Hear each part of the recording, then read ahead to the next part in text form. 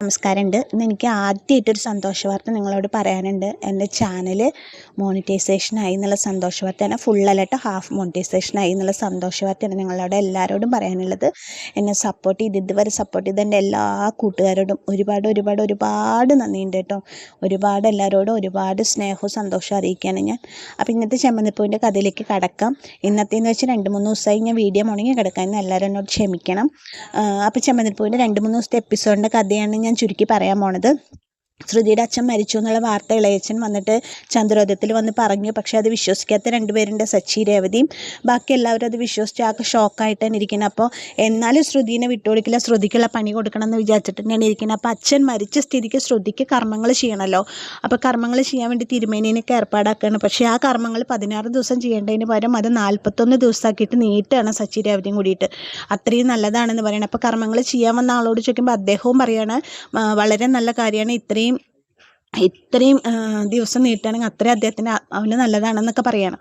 അങ്ങനെ പറഞ്ഞിട്ട് ശ്രുതിനെ കൊണ്ട് 16 ദിവസത്തെ ചടങ്ങ് 41 ദിവസത്തേക്ക് നീട്ടിക്കുകയാണ് സച്ചി രേവതിയും കൂടിയിട്ട്. അതൊക്കെ അവരുടെ പ്ലാനിങ് ആണ് കേട്ടോ.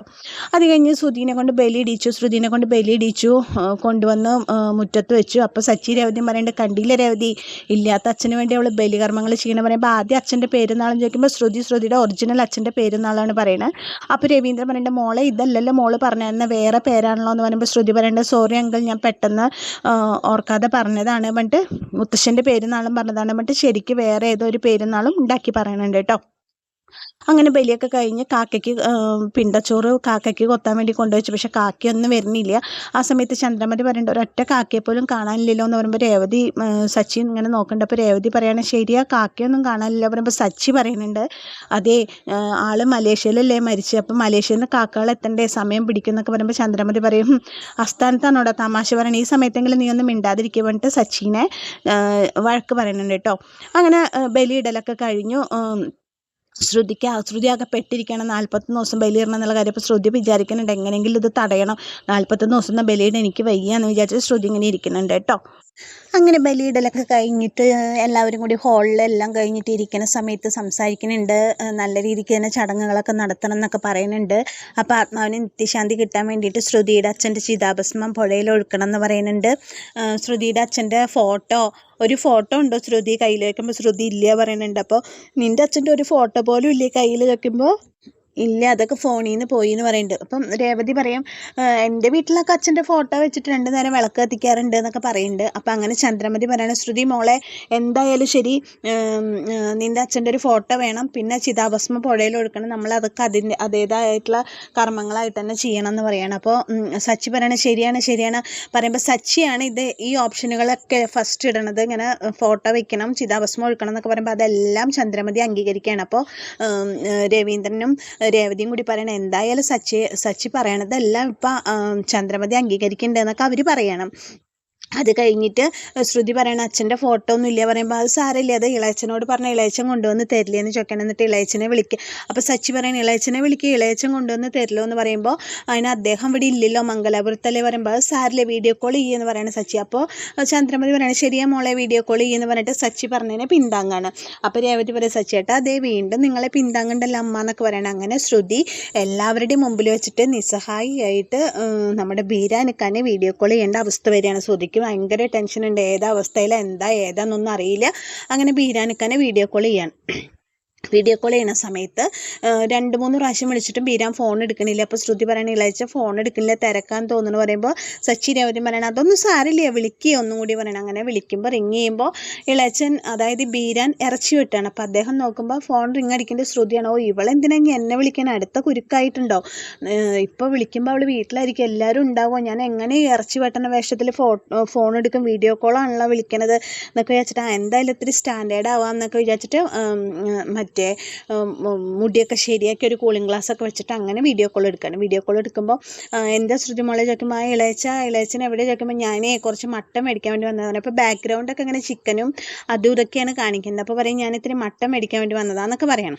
അപ്പോൾ സച്ചി, മട്ടൻ മേടിക്കാനോ, നിങ്ങൾ മംഗലാപുരത്തല്ലേ? ആ മംഗലാപുരത്താണ്, ഞാൻ ഇത്തിരി മട്ടൻ മേടിക്കാൻ വേണ്ടി വന്നതാന്നൊക്കെ പറയുമ്പോൾ സച്ചി പറയും നിങ്ങളുടെ ഏട്ടനല്ലേ മരിച്ചേക്കണം, ആ സമയത്ത് നിങ്ങൾ മട്ടനൊക്കെ മേടിച്ച് ആഘോഷിക്കുക എന്നൊക്കെ അങ്ങനെ ചോദിക്കുമ്പോൾ എന്തൊക്കെയോ അതിന് ഒഴിവ് കഴിവുകൾ പറഞ്ഞിട്ട് അങ്ങനെ ഉരുണ്ട് കളിക്കാൻ. അപ്പോൾ രേവതി പെട്ടെന്ന് ഇങ്ങനെ നോക്കുമ്പോൾ ആ കടയൊക്കെ കാണുമ്പോൾ രേവതി പറയണം ഈ കട ഞാൻ എവിടെയോ കണ്ടിട്ടുണ്ടല്ലോ, എനിക്ക് നല്ല പരിചയം ഉണ്ടല്ലോ, ഇത് മംഗലാപുരത്തുള്ള കടയൊന്നല്ലല്ലോ. എനിക്ക് ഓർമ്മ വന്നു, ഇത് ഞാനന്ന് ബിരിയാണിക്ക് ചിക്കൻ മേടിച്ച കട സച്ചേട്ടാ, ഇതാ കടയാന്നൊക്കെ പറയുമ്പോൾ ഇളയച്ചൻ പറയണ മോളെ എത്ര കടകളുണ്ടാവും, ഇല്ല ഇതേ ഈ കളർ പെയിൻറ്റ് തന്നെ ആ കടയ്ക്ക് അടിച്ചിട്ടുണ്ടായിരുന്നു, ഇതുപോലെ ഡോറൊന്നും ഇല്ലായിരുന്നു പറയുമ്പോൾ നീ എന്താ ഈ പറയണേ, ഇങ്ങനത്തെ കളർ പെയിൻ്റ് അടിച്ച് എത്ര കടകൾ ഉണ്ടാവും എന്നൊക്കെ പറഞ്ഞിട്ട് അങ്ങനെ ഇളയച്ചൻ രേവതിയുടെ സംശയത്തിനെ അങ്ങോട്ട് ഇല്ലാണ്ടാക്കാണ്. അപ്പം അല്ല ഇതാ കട തന്നെ പറയുമ്പോൾ എന്താ മോളെ ഞാൻ മംഗലാപുരത്ത് നിനക്ക് എന്താ വിശ്വാസമില്ലാത്തതെന്നൊക്കെ പറയണം.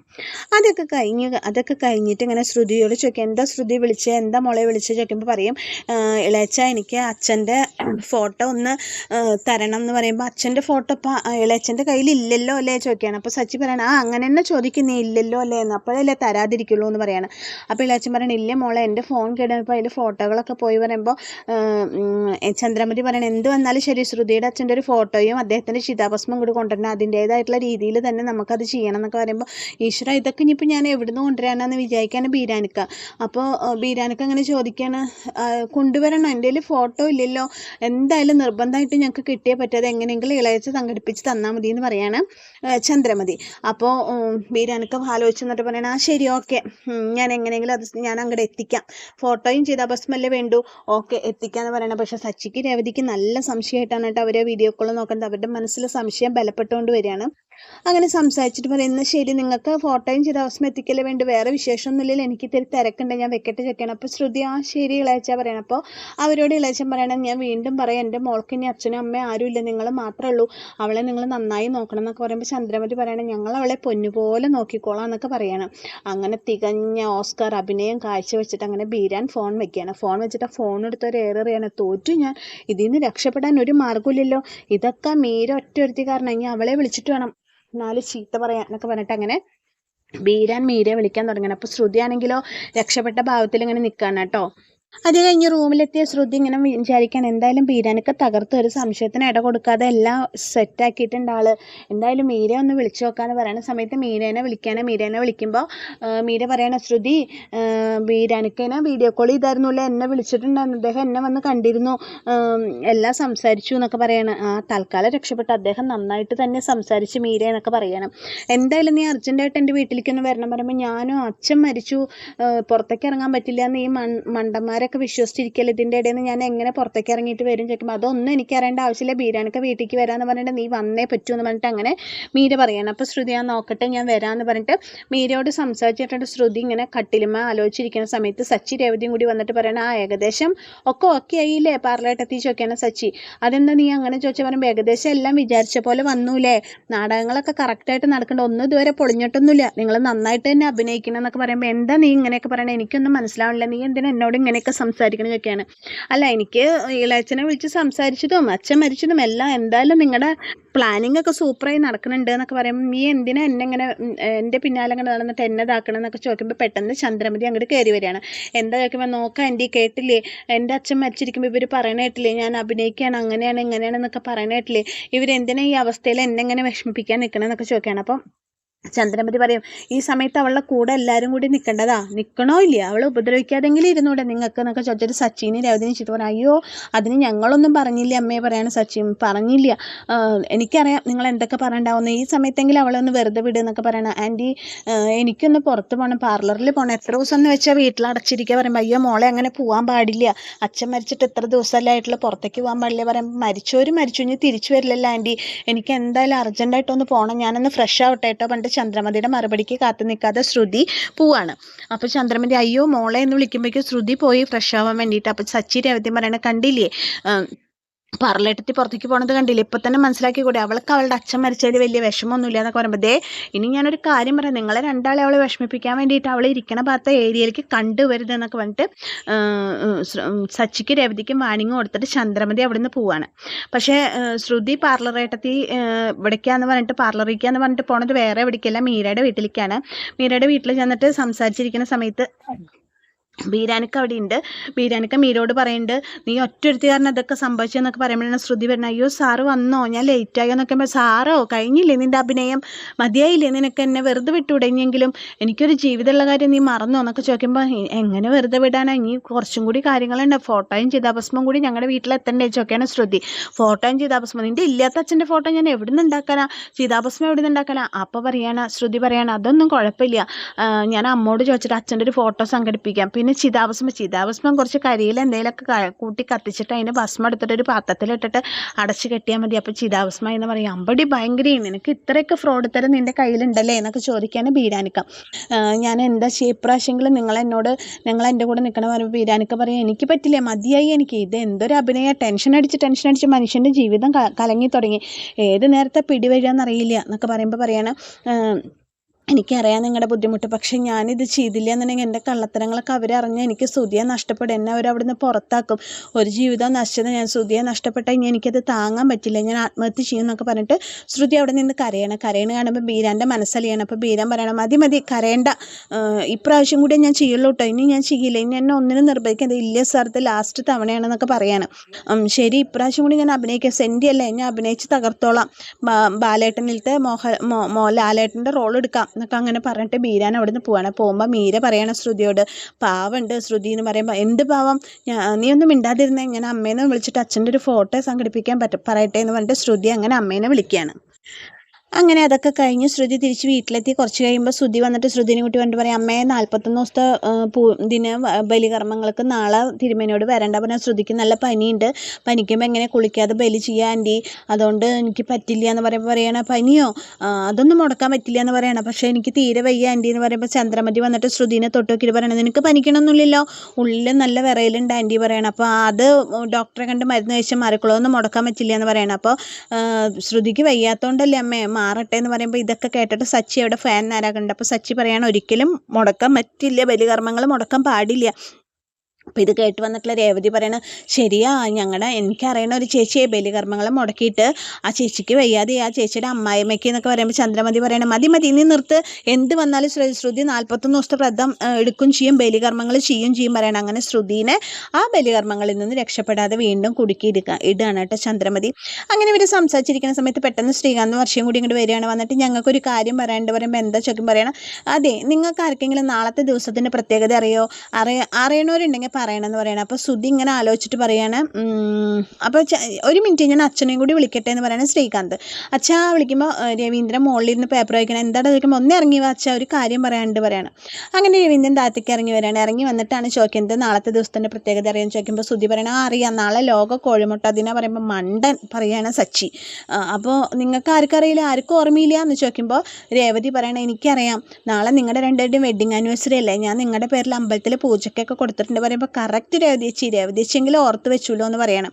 അപ്പോൾ ശ്രീകാന്ത് പറയണം, ഞങ്ങളത് ഗ്രാൻഡായിട്ട് കഴിക്കണമെന്ന് വിചാരിച്ചു, പക്ഷേ ശ്രുതി ചേച്ചിയുടെ അച്ഛൻ ഇങ്ങനെ ഇരിക്കുകയല്ലേ, അപ്പോൾ പിന്നെ അത് ചെറിയ രീതിയിൽ കഴിക്കാമെന്ന് വിചാരിച്ചു എന്ന് പറയണം, ഹോട്ടലിൽ ഇതാക്കാമെന്ന് വിചാരിച്ചു എന്ന് പറയുമ്പോൾ ശ്രുതി പറയണം, അതുകൊണ്ടൊന്നും കുഴപ്പമില്ല, നിങ്ങൾ ആഘോഷിച്ച് പറയുമ്പോൾ ശ്രുതി പറയാണ്, ശ്രുതി പറഞ്ഞൂല ആഘോഷിച്ചോളം, മരിച്ചു, പിന്നെ അതിനെ ചൊല്ലി ഇരിക്കേണ്ട ആവശ്യമില്ലല്ലോ എന്നൊക്കെ പറയുമ്പോൾ ശ്രീകാന്ത് പറയാം, എന്താ വേണ്ട അച്ഛാ ചോദിക്കുമ്പോൾ പറയാം, ശരി അന്ന് അത് ആഘോഷിക്കുക, അപ്പോൾ ശ്രുതിക്കും ഈ ഇതിന്ന് വിഷമത്തുനിന്ന് ഒരു കരകയറ്റാവുമല്ലോ, നിങ്ങൾ എന്തായാലും ഗ്രാൻഡായിട്ട് ആഘോഷിച്ച് പറയുമ്പോൾ ചന്ദ്രമതി പറയണേ, നിങ്ങളുടെ കല്യാണം കൂടാനുള്ള ഭാഗ്യം ഉണ്ടായില്ലേ, ഒരുത്തി മുൻകൈ എടുത്തിട്ട് ആ കല്യാണമൊക്കെ നടത്തി, നിങ്ങളുടെ വെഡിങ് ആനിവേഴ്സറിയെങ്കിലും ആഘോഷിക്കാമല്ലോ എന്ന് പറയുമ്പോൾ സച്ചി പറയും, കണ്ടോ രേവതി നിൻ്റെ അടുത്തേക്കാണ് വരുന്നത് പറയുമ്പോൾ, ഞാനല്ല അമ്മയെ കല്യാണം നടത്തിയത് പറയുമ്പോൾ, മതി ഇനി അതും ഒരു തർക്കം വേണ്ട പറയാണ് രവീന്ദ്രൻ.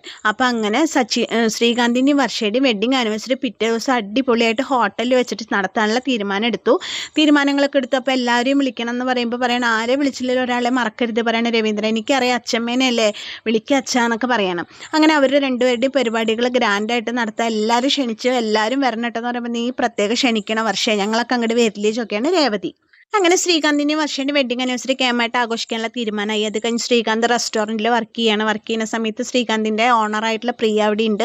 ആ സമയത്ത് ഇങ്ങനെ ഫോൺ വരുന്ന സമയത്ത് ശ്രീകാന്ത് ഇങ്ങനെ കുക്ക് ചെയ്തുകൊണ്ടിരിക്കുകയാണ്. ആ സമയത്ത് ഓർഡർ വന്ന കസ്റ്റമർക്കുള്ള ഓർഡറൊക്കെ റെഡിയാക്കി കൊടുത്തിട്ട് ഷെഫിനെ കസ്റ്റമറെ ഡീൽ ചെയ്യാനുള്ള വെയിറ്ററിനെ അങ്ങോട്ട് വിടുന്ന സമയത്ത് പെട്ടെന്ന് വെയിറ്ററുടെ കയ്യിൽ നിന്ന് ആ സാധനങ്ങൾ താഴ്ത്ത് വീഴുന്ന ശബ്ദം കേൾക്കുമ്പോൾ ശ്രീകാന്തും പ്രിയയും കൂടി ഓടിപ്പോയി നോക്കുമ്പോൾ സാധനങ്ങളെല്ലാം താഴ്ത്ത് വീണു. അപ്പോൾ ശ്രീകാന്ത് പറയണത് എന്താ പറ്റി ചോദിക്കുമ്പോൾ, കാലൊന്നും സ്ലിപ്പായത് ചെയ്താൽ പറയണം. അപ്പോൾ എവിടെ നോക്കിയിട്ടാടോ താൻ നടക്കണ, ഒരു ജോലിക്ക് റെസ്പോൺസിബിലിറ്റി ഇല്ല എന്നൊക്കെ പറഞ്ഞിട്ട് പ്രിയ അയാളെ ചീത്ത പറയണം. അപ്പോൾ ശ്രീകാന്ത് പറയണം, പോട്ടെ പ്രിയ സാറിൽ ഇത് വേഗം ക്ലീൻ ചെയ്യാൻ പറയണം. ക്ലീൻ ചെയ്യണം ക്ലീനിങ് സ്റ്റാഫിനോട് ശ്രീകാന്ത്.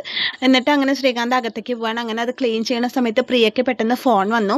പ്രിയ ഫോൺ എടുക്കാൻ വേണ്ടിയിട്ട് ഇങ്ങനെ തിരിഞ്ഞ് നടക്കുന്ന സമയത്ത് പെട്ടെന്ന് ആ ഇച്ചിൽ വീണയിൽ വഴിക്കിട്ട് പ്രിയ വീഴാണ്. പ്രിയ വീഴുമ്പോൾ അയ്യോ അമ്മയെ പറഞ്ഞ ഉറക്കെ കരയുമ്പോൾ ശ്രീകാന്ത് ഓടി വരാണ്. എന്താ ചോദിക്കുമ്പോൾ വെയിറ്റർ പറയും, മാഡം കാലൊന്ന് സ്ലിപ്പായി വീണതാ പറയും. പക്ഷെ പ്രിയയ്ക്ക് എഴുന്നേക്കാൻ പറ്റുന്നില്ല. എങ്ങനെയൊക്കെയോ ശ്രീകാന്ത് പ്രിയയെ പിടിച്ച് എഴുന്നേൽപ്പിച്ച് ഒരു കസേരയിൽ ഇരുത്തി.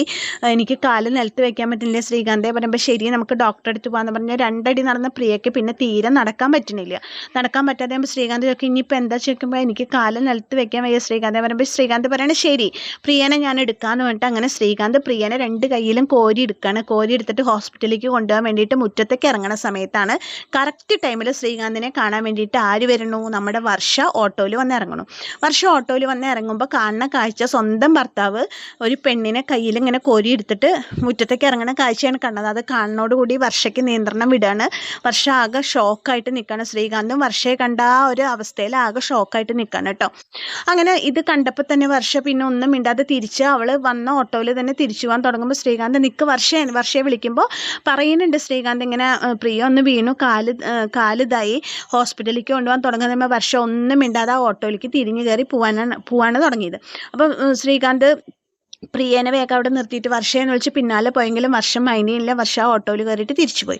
അപ്പം തന്നെ ശ്രീകാന്തിന് മനസ്സിലായി വർഷ പിണങ്ങിയെന്ന് മനസ്സിലായി. ശ്രീകാന്ത് ആകെ വിഷമത്തോടുകൂടി വന്നിരിക്കുന്ന സമയത്ത് പ്രിയ പറയാണ്, വർഷ നമ്മളെ കണ്ടിട്ട് തെറ്റിദ്ധരിച്ചു തോന്നുന്നു ശ്രീകാന്തെ, ഞാൻ ഹോസ്പിറ്റലിലേക്ക് പൊക്കോളാം, നീ വർഷയുടെ അടുത്തേക്ക് ചെല്ലിയേ പറയാണ്.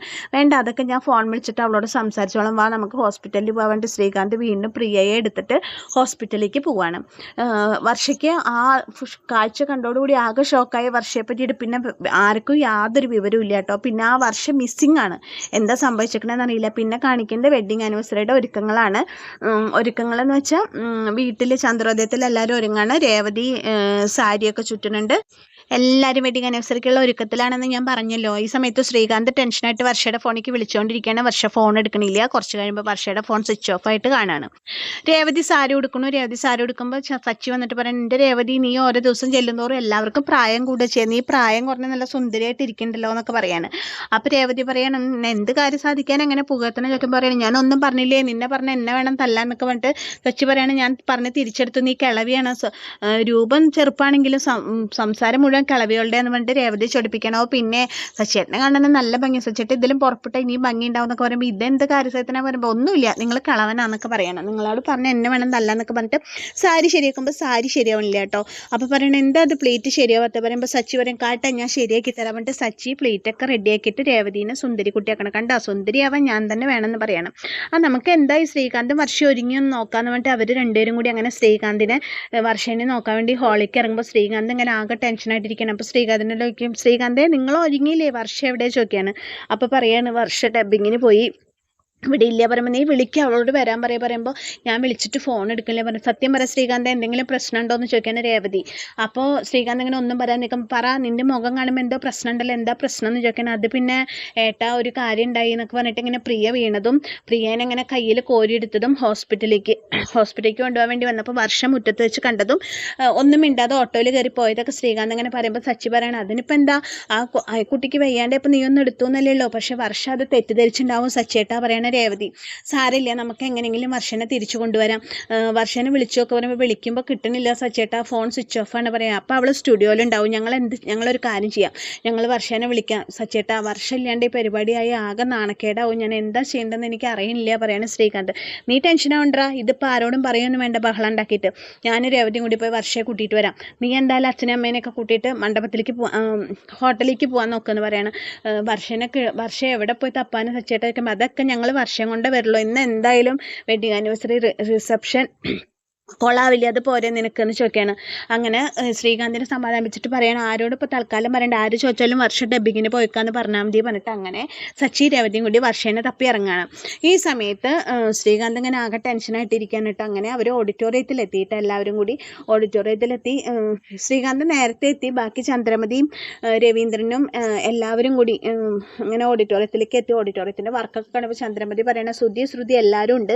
അപ്പോൾ പറയണേ, എന്ത് ഭംഗിയല്ലേ അലങ്കരിച്ചേക്കണം, കാരണം അടിപൊളിയുണ്ട്, ശ്രീകാന്ത് എന്തായാലും അതിൻ്റേതായിട്ടുള്ള രീതിക്ക് എല്ലാം ചെയ്തേക്കണം എന്നൊക്കെ പറയണ ചന്ദ്രമതി. അത് കാണുമ്പോൾ രവീന്ദ്രൻ പറയണ ചന്ദ്ര ഇത് ശ്രീകാന്ത് ചെയ്തല്ല, നമ്മുടെ രേവതി മോളുടെ അലങ്കാരമാണ് പറയുമ്പോൾ അവൾ അലങ്കരിച്ചാണ്, എന്നാൽ പിന്നെ ഇത്രയൊക്കെ തന്നെ ഉണ്ടാവുള്ളൂ, എത്ര നല്ല ആൾക്കാരുണ്ടായിരുന്നു, ഇവളെ മാത്രമേ കിട്ടിയുള്ളൂ പിന്നെ അലങ്കരിക്കാൻ. അപ്പോഴും ചന്ദ്രമതി രേവതീനെ കുറ്റപ്പെടുത്താണ്.